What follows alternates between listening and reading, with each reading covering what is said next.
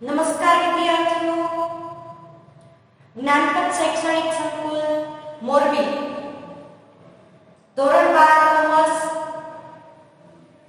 વિષય છે 12 કોમર્સમાં વિષય છે આપણો વાણિજ્ય વ્યવસ્થાની સંચાલન. બોર્ડની પરીક્ષાને રિલેટેડ અને વર્તમાન પરિસ્થિતિને ધ્યાનમાં રાખી અભ્યાસક્રમની સમજૂતી અને અભ્યાસક્રમને ભણવા માટેની એક જે માહિતી સંચારના માધ્યમ છે આપણું રોજે રોજનું લેક્ચર ઓનલાઈન અને તમારા સુધી પહોંચાડવામાં આવે છે. એવું જ આપણે અત્યારે અદ્યતન સામગ્રી સાથે અને વર્તમાન સ્થિતિને અનુસરતા અભ્યાસની સમજૂતી મેળવી છે. પ્રકરણ 6 દોરમૂળ તમારી પાસે અભ્યાસક્રમ છે. પ્રકરણ 6 અને પાઠ્યપુસ્તક છે. પ્રકરણ 6 માં નેતૃત્વ અને માહિતી સંચારનો જે ટોપિક છે ને એ હાલની પરિસ્થિતિને ધ્યાનમાં લઈ રદ કરેલો છે, પણ આપણે એની સમજૂતી શું કામ લેવી છે કે ભવિષ્યમાં એને રિલેટેડ કામ આવે એ. તો એમાં છેલ્લો જે ટોપિક છે વૈદિક માહિતી સંચાર અને અવૈદિક માહિતી સંચાર. વૈદિક તો આપણે એનો અભ્યાસ કરવાનો છે તો કે વિધિસર જે માહિતી ધંધાના એટલે દરેક વિદ્યાર્થીએ પાઠ્યપુસ્તક સાથે રાખવું અને સમજૂતી મેળવવી. જે માહિતી સંચાર ધંધાના લક્ષ્ય ઉદ્દેશને સિદ્ધ કરવા માટે નીતિ નિયમ ઉપર આધારિત હોય એને વૈદિક માહિતી કહેવાય. ઔપચારિક પદ્ધતિસર ક્રમવાર એક પછી એક કામ હાથમાં લેવાય જેથી માહિતી સંચાર વ્યવસ્થાના ઉપરી કર્મચારીઓને સીધી રીતે સંકળાયેલા હોય.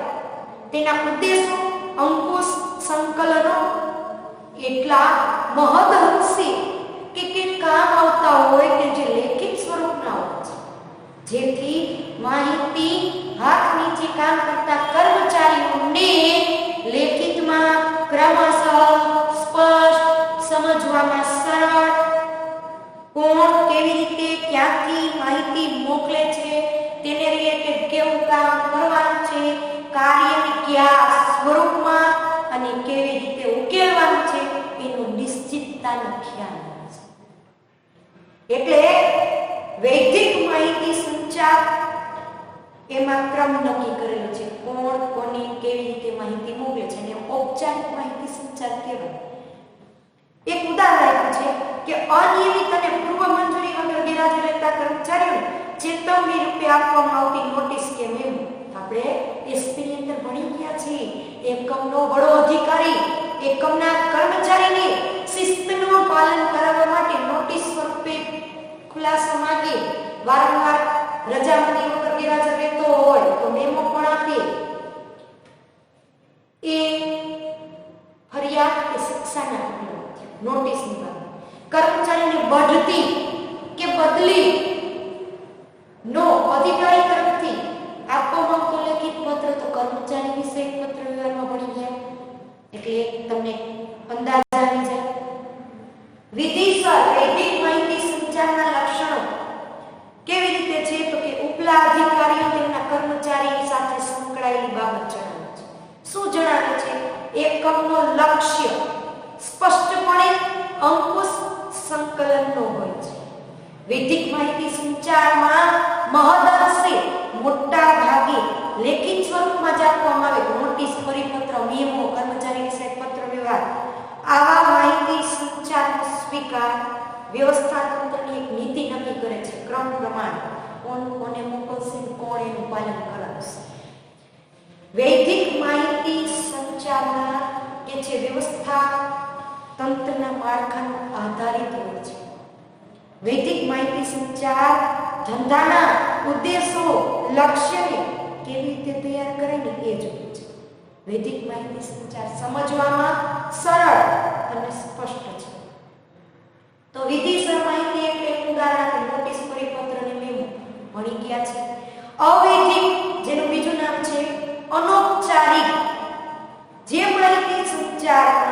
વ્યવસ્થા તંત્રમાં કામ કરતા કર્મચારીઓ શું કરે છે તો કે માનવીય સંબંધો અને મિત્રતા ઉપર આધાર રાખે છે, એટલે એને અવૈધિક કહેવાય. અવૈધિકનું બીજું નામ છે અનૌપચારિક, અને અનૌપચારિકનો અર્થ આપણે 11ના ધોરણની અંદર એસપીમાં ભણી ગયા છે, સંબંધોની માવજત માટે.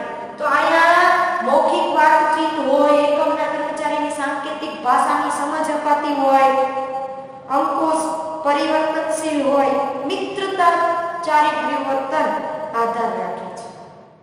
અવૈધિક માહિતી સંચાર વધુ સંકલિત અને વિશ્વસનીયતા ઊભી કરે છે. દાખલા તરીકે કારખાનાનો મેનેજર કામદારને કામ કરવાની સૂચના આપે. મૌખિક સેલ્સ મેનેજર સેલ્સ કાઉન્ટર પાસેથી પસાર થતા સેલ્સ પ્રેઝન્ટેશન અંગે માહિતી કે સૂચનો સેલ્સમેનને આપે.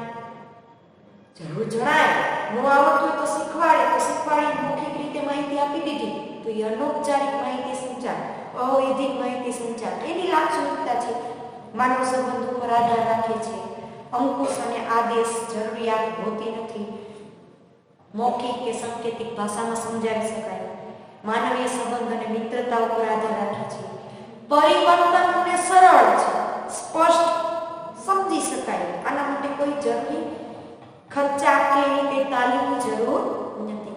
આ માહિતી આપવા માટે કોઈ વિધિ પદ્ધતિ રીત નથી. વ્યવસ્થા તંત્રને વધુ સંકલિત, એક સૂત્રતામાં અને વિશ્વસનીયતા ઊભું કરવા માટે એક માધ્યમ છે. અવૈધિક માહિતી સંચાર વૈદિક માહિતી સંચારનો વિકલ્પની પૂરક છે.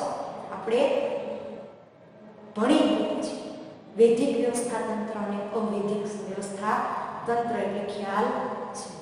બંને વચ્ચે નજીવો ભેદ સમજાય છે. અર્થ વૈદિક માહિતી સંચાર અને અવૈદિક માહિતી સંચાર. જે માહિતી સંચાર ધંધાના ઉદ્દેશો સિદ્ધ કરવા માટે વ્યવસ્થા તંત્રના નીતિ નિયમો ઉપર આધાર રાખે તેને વૈદિક, જેમાં નીતિ નિયમ ફોલો કરવાના છે. અને અવૈદિકમાં શું છે તો કે કર્મચારી સાથે માનવીય સંબંધ અને મિત્રાચારી પરિવર્તન છે, એટલે નીતિ નિયમ આધારિત નથી. ઉદ્દેશો વૈદિક માહિતી સંચારનું લક્ષ્ય અંકુશ અને એકસૂત્રતા જાળવવાનું છે, જ્યારે અવૈદિક માહિતી સંચાર એકમમાં કામ કરતા કર્મચારીઓ વધુ સંકલિત થઈ અને વિશ્વાસથી કામ કરે એ જોવાનું છે.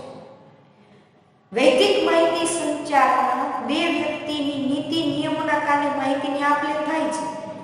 આ તો અંગત સંબંધોમાં માહિતીની આપ-લે થાય છે. અંકુશ વૈદિકમાં જરૂરી છે, અવૈદિકમાં જરૂરી નથી. વૈદિક માહિતી સંચારની વ્યવસ્થા પરિવર્તનશીલ ઓછી છે, જ્યારે અવૈદિક હાલતા પરિવર્તિત પામે છે. સમય કાર્યસ્થળે સમયે વૈદિક માહિતી સંચાર જરૂરી છે. ગમે તે સ્થળે કામ સિવાય માહિતીની આપ-લે થતી જોવા મળે છે. અગાઉથી જાણ વૈદિક માહિતી સંચારનું સ્વરૂપ અગાઉથી નિશ્ચિત કરેલું હોય છે, જ્યારે પરિસ્થિતિને અનુસાર જે માહિતી આપવામાં આવી અવૈદિક માહિતી. આવા માહિતી સંચારના અવરોધો જોવા મળે છે. જો કે આ ટોપિક અભ્યાસક્રમમાં નથી, પણ આપણે સમજાવ હોય તો ખ્યાલ આવે. કારણ કે વર્તમાન સ્થિતિમાં આજની તો કાલે આપણે બજારના એક કોમર્શિયલ ફિલ્ડમાં ભણી છીએ તો વેપારની દૃષ્ટિએ ઉપયોગમાં આવે. એટલે તો કે અવરોધો કેવા જોઈએ છે તો કે માહિતી સંચારની કાર્યક્ષમતાનો આધાર અધિકારીઓ કર્મચારીની બુદ્ધિશક્તિ અને નિષ્ઠા પર રહેલો છે. પરંતુ માનવીની પ્રવૃત્તિ હોવાથી માનવીની મર્યાદાઓ જેવી કે લાગણી, ભૂલ, અનુમાન, અસમજ, અવિશ્વાસ, ડર છુપાયેલો છે. કે હું આ કાર્ય કરીશ તો મારાથી ભૂલ થશે તો, એટલે માહિતી સંચારમાં એક અવરોધક પરિબળ બને છે. તો આ અવરોધ સ્પષ્ટ આયોજનનો અભાવ, કોને કયું કામ કરવાનું છે, કેટલા સમયમાં કરવાનું છે, કોણ માહિતી મોકલશે. જો આયોજન જ સ્પષ્ટ નહીં હોય તો માહિતી ક્યાંથી સ્પષ્ટ રીતે પહોંચે. એટલે માહિતી મોકલતા પહેલા માહિતી કયા ક્રમમાં કોને મોકલવી, કેવી રીતે મોકલવી એની સ્પષ્ટતા હોય. ભાષાંતરની ભૂલો, મધ્ય સપાટીએ કાર્ય કરતા કર્મચારી ઉપલા અધિકારીના સંદેશાઓ મેળવે છે. આ સંદેશાઓ માતૃભાષામાં ન પણ એટલે કે ઉપલા અધિકારીની લેંગ્વેજ એજ્યુકેશનની દ્રષ્ટિએ અંગ્રેજી ઉપર કામ કરતા કર્મચારી ઇંગ્લિશ ન સમજી શકતા હોય ત્યારે માહિતી નીચલી સપાટીએ પહોંચતા ભાષાંતરમાં ભૂલ થાય છે કે કઈ માહિતી મોકલવાની કઈ પહોંચી જાય છે. અસ્પષ્ટ સંદેશાઓ માહિતી સંચારના વિવિધ માધ્યમોના ઉપયોગમાં ઘણી વખત અસ્પષ્ટ રીતે શબ્દોની કે વાક્યોની ગોઠવણ યોગ્ય હોતી નથી તો સંદેશો એકસૂત્રતા જાળવી રાખતો નથી. પરિણામે જ્યાં સુધી માહિતી કે સંદેશો પહોંચે છે એ મેળવનાર માટે અર્થ સમજી શકાતો નથી એટલે માહિતી નિષ્ફળ જાય છે એટલે માહિતી અવરોધાય છે. અસ્પષ્ટ અનુમાન ધારણા ખોટી ધારી લીધી હોય છે. ઘણા સંદેશાઓનો આધાર અનુમાન અને પૂર્વધારણા અગાઉનું જે થઈ ગયું છે એને રિલેટેડ વિચારીને કામ કરતા તો અવરોધાય છે અને પરિણામે સંદેશો બદલાઈ જાય. યોગ્ય સમયનો અભાવ જે સમયે જે પ્રશ્નને રિલેટેડ માહિતી પહોંચાડવાની છે કેટલીક વાર એવું બનતું કે જેના આધારે નિર્ણય લેવાના છે એ માહિતી મળ્યા પછી તેનો અમલ થાય. હવે સમયસર માહિતી નથી મળી તો માહિતી ક્યાંથી અસરકારકતા ઉપજાવે. માહિતી અતિ ભારે મોટા ભાગના માહિતી સતત એક પછી એક ક્રમશઃ સૂચના આપતા જાય તો કર્મચારીની થાક કામનું ભારણ અને મહેનત વધુ થતી હોય એવું લાગે છે કે ચોકસાઈ જાળવવાને બદલે માહિતી એકથી વધુ વખત પહોંચાડવામાં આવે તો નિષ્ફળ નીવડે છે. સંદેશાઓ પ્રત્યે દુર્લક્ષ કેટલીક વાર ઉચ્ચ સંચાલકો કામ કરતા નીચલી કક્ષાના કર્મચારીને જે સંદેશો મોકલે છે એ બેધ્યાન અને બેદરકાર રહે છે. પરિણામે સાચી માહિતી કંપનીની પહોંચતી નથી અને સંદેશાઓ લક્ષ્યથી વિપરીત અવરોધક બને છે. અયોગ્ય માધ્યમની પસંદગી માહિતી પહોંચાડવા માટે માહિતીને અનુરૂપ માહિતીને લગતો માધ્યમની પસંદગી હોવી જોઈએ. આ માધ્યમની પસંદગી માહિતી સંચારને અનુરૂપ નહીં હોય તો માહિતી અવરોધાય છે. અવિશ્વાસ અને ડર જ્યારે વ્યવસ્થા તંત્રમાં અવિશ્વાસ અને ડરનું વાતાવરણ પ્રવર્તતું હોય ત્યારે દરેક સંદેશાની કર્મચારી શંકાની દ્રષ્ટિથી જોવામાં આવે છે તો અધિકારી કદાચ આપણે યોગ્ય સમયે માહિતીનો મોકલેલો જે સંચાર પ્રવાહ કે કામગીરીનું ભારણ છે તો તમે લોકોને ખબર છે ઉપલા અધિકારીઓ તેમના કામ કરતા કર્મચારી જે માહિતી મોકલે એને શંકાની દ્રષ્ટિથી જોવે તો કામ કરતા કર્મચારીઓ એવું વિચારશે કે અધિકારી આપણું કામ જોશે અને સારું નહીં લાગે તો આપણને શિક્ષા કરશે તો દંડને પાત્ર ઠરાવશે તો માહિતીમાં ફેરફાર કરે છે અને પરિણામે એ માહિતી કંઈક અલગ જ પરિણામ લાવે છે. એટલે ભૂતકાળમાં સાચી માહિતીથી આવેલું માઠું પરિણામ એની સજા ભોગવ્યા પડેલ હોય અને ભોગવેલ હોય એને અનુરૂપ કંઈક માહિતી છુપાવવામાં આવે. એટલે અવિશ્વાસ અને ડર માહિતીને અવરોધક બને છે. માહિતી એટલે શું તો કે સંદેશાની આપે તો કે આજના સમયમાં એકમમાં ઉપરની સપાટીથી તળ સપાટી સુધી સતત માહિતીની શું જોવા મળે છે આપે. ઉપલા અધિકારીઓ ઓર્ડર સૂચના માહિતી સંદેશો મધ્ય સપાટી આપે. મધ્ય સપાટી કામ કરતા કર્મચારીને તળ સપાટીને આપે. તળ સપાટીના કર્મચારીઓ કામ કરી કામના કેવું પરિણામ આવે છે એનો સંદેશો મધ્યે અને મધ્યથી સતત માહિતીનો પ્રવાહ ઉપરથી નીચે તરફ અને જવાબદારીનો પ્રવાહ નીચેથી ઉપર તરફ આપણે જોઈએ છીએ તો માહિતી અવરોધક બની આ અવરોધોને દૂર કરવા ઘણા ઉપાયો છે.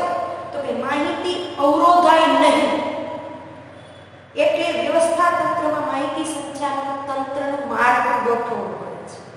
બીજું, માહિતી આપનાર જે માહિતી આપે તે સ્પષ્ટ હોવી જોઈએ, મેળવનારને સમજી લેવું જોઈએ સારી રીતે. ત્રીજું, માહિતીના પ્રસારના જુદા જુદા માધ્યમોની અસરકારકતા જુદી જુદી હોય તો માધ્યમ પસંદગી એવી રીતે કરવી જોઈએ. ધારો કે ભણેલો વ્યક્તિ નથી તો એને ચિત્ર દ્વારા સ્પષ્ટ કરો, એને વિડિયો બતાવીને માહિતીમાંથી કામ કેમ કરવું એ શીખવાડો. માહિતી સંચાર દ્વિમાર્ગીય પ્રક્રિયા છે એટલે બંને દિશાએથી આગળ સરળતાથી વધે ને એ રીતે. માહિતી સંચારમાં બંને પક્ષકારો વચ્ચે પરસ્પર શ્રદ્ધા, સહકારની ભાવના, આવશ્યકતા હોય તો એકબીજાના સહયોગની, સંકલનની, એકસૂત્રતાની ભાવનાથી માહિતીની આપ-લે થતી જોવા મળવી હોવી જોઈએ. માહિતી પહોંચાડવામાં વિવિધ સ્થાનો વચ્ચે માહિતી વહન, તમારા સુધી માહિતી પહોંચતી હોય તો એની રેખા તેટલી બંને ટૂંકી હોવી જોઈએ. નહીં તો તમને ખબર છે પેલી ગેમ છે, કાનમાં કંઈક કહેવાનું પછી બીજી વ્યક્તિ ત્રીજીને કે ત્રીજી ચોથી કે જ્યારે મૂળ વાક્ય જે છે ને એ આવતા આવતા છેલ્લી વ્યક્તિ કે એમાં કેટલું ઉમેરેલું હોય, કાં કેટલું નીકળી ગયું હોય, મહત્વની બાબત નીકળી ગયું હોય, કંઈક નવું જ વાક્ય બને. એટલે આવું બને છે, માહિતીનો પ્રવાહ અટકી જાય છે, કાં તો માહિતીના પ્રસારણને વિલંબથી જોવા મળે છે. માહિતી સંચાર વ્યવસ્થા ઝડપી હોવી જોઈએ. સમય વધતો જાય તો માહિતીનું માધ્યમ કામ બદલતું જાય. માહિતી સંચારની પ્રવૃત્તિ હેતુલક્ષી હોવી જોઈએ. બિનજરૂરી માહિતીનું પ્રસારણ માહિતીના માધ્યમના કામનો ભાર વધારે છે. જે માહિતી તમને મોકલવાની છે એના કરતાં કંઈક બીજી માહિતી મોકલાઈ જાય તો કામનું ભારણ થાય એટલે પ્રસારણ યોગ્ય હોવું જોઈએ. માહિતી સંચારનું વ્યવસ્થાનું સમયાંતરે મૂલ્યાંકન થવું જોઈએ. જરૂર જણાય તો આ સાધનો આપવા, સૂચનો આપવા એમાં ફેરફાર થવો જોઈએ. માહિતી સંચારની સમગ્ર પ્રક્રિયા દરમિયાન માહિતી આપનારનો અંગત હિત, સ્વાર્થ ન હોવા જોઈએ, જેથી કરી માહિતી છુપાવવામાં આવે. અમુક માહિતી છુપવામાં આવે તો આ જાણીને અધૂરી માહિતી કંઈક અલગ જ બાબતને રજૂ કરે છે. તો આખી પાઠ દોરો તો જો માહિતી પહોંચાડવામાં અવરોધો ઉભા થાય છે, અવરોધો નિવારવા જોઈએ. દોરવાની એટલે શું? પાઠની એક પાછું રિવિઝન તરફ ચાલીએ ત્યારે દોરવાની એટલે શું? તો કે કર્મચારીઓ માટે શું આપવું? માર્ગદર્શન. કર્મચારીને તેના કામથી શું કરવા? વાકેફ. કર્મચારીઓને લક્ષ્ય પૂર્તિ માટે જે માર્ગદર્શન આપવામાં આવે, ક્યાં આપવામાં આવે? એના કામ માટે, તેને કહેવાય દોરવું. એટલે કે તાબેદારોને માર્ગદર્શન આપવું અને તેમના કામ પર દેખરેખ રાખવી, અથવા નક્કી કરેલા ઉદ્દેશ સિદ્ધ કરવા, સફળ કરવા મદદનીશો જે આદેશ આપે અને તેના ઉપર નિરીક્ષણ રાખે તેને કહેવાય દોરવણી. આપણે આ પાઠમાં દોરવણીના લક્ષણો ભણ્યા. હેતુલક્ષી પ્રવૃત્તિ છે, એક સપાટીએ નહીં, માર્ગદર્શન બધી સપાટીએ થાય છે. કેવી પ્રક્રિયા છે? એકમ જ્યાં સુધી ચાલે ત્યાં સુધી સતત ચાલતી પ્રક્રિયા છે. કાર્યો પર શું રાખાય છે? નિરીક્ષણ, દેખરેખ. એકમના કદ પૂરતું નહીં પણ વિશાળ કાર્યક્ષેત્ર છે. માહિતીની આપ-લે થાય છે. પ્રોત્સાહન, નિમ્નગામી પ્રવૃત્તિ છે, સંચાલકીય કાર્ય છે. તો દોરવણીનું મહત્વ શું? તો કે કાર્યક્ષમતામાં વધારો કરે, કર્મચારીના કામનું વિશ્લેષણ કરે, કર્મચારીને પ્રોત્સાહન મળે કે ભાઈ લાવો, મને મારા ઉપલા અધિકારી મને નથી આવડતું તો માર્ગદર્શન તરફ દોરી જાય છે, અટકું છું ત્યાં જીતે છે રાહ. અસરકારક આયોજન, અસરકારક વ્યવસ્થાપન, સંકલન અને એકસૂત્રતા જળવાઈ રહે છે. નિરીક્ષણ રખાય છે એટલે કામ બગડતું નથી. કર્મચારીનો ઉત્સાહ જળવાઈ રહે છે અને વિચલનની શોધ થાય, અવરોધક પરિબળ દૂર થાય છે. દોરવણીના 4 તત્વો છે. હાલના અભ્યાસક્રમમાં 2 તત્વો ભણવાના છે, નિરીક્ષણ અને અભિપ્રેરણ. આપણે ભણ્યા છે બધા. નિરીક્ષણ એટલે શું? તો કે કર્મચારીના કામ પર દેખરેખ રાખવી. આર.સી. ડેવિસે નિરીક્ષણની વ્યાખ્યા આપેલી છે કે નિરીક્ષણ એવું કાર્ય છે કે જેના દ્વારા યોજનાઓ, સૂચનાઓ અને કાર્ય જે થઈ રહ્યું છે તે સૂચના મુજબ થાય છે તેની ખાતરી કરવી. નિરીક્ષણના કાર્ય શું? તો કે આયોજન મુજબ કામ કરવું, કાર્ય સમયસર પૂર્ણ થાય તેની માર્ગદર્શન આપવું, કર્મચારીના કાર્યનું નિરીક્ષણ, સમયસરનો બચાવ થાય, કર્મચારીની કાર્યક્ષમતામાં વધારો થાય, અભિપ્રેરણ અને પ્રોત્સાહન પૂરા પડે, જૂથ ભાવના ટકી રહે, ટેકનોલોજીના ઉપયોગથી માર્ગદર્શન મળે. ઘણા બધા છે. અભિપ્રેરણ એટલે શું? પ્રેરણા, પ્રોત્સાહન.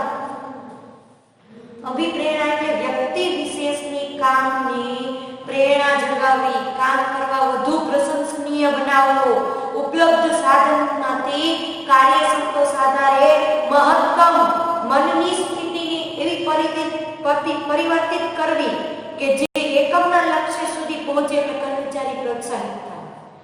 તો આંતરિક પ્રેરણા છે એટલે માસ્લોનો સિદ્ધાંત ભણે જરૂરિયાતનો અગ્રતા ક્રમ. મોસ્ટ રાઇટ પ્રશ્ન મેં તમને કીધો છે.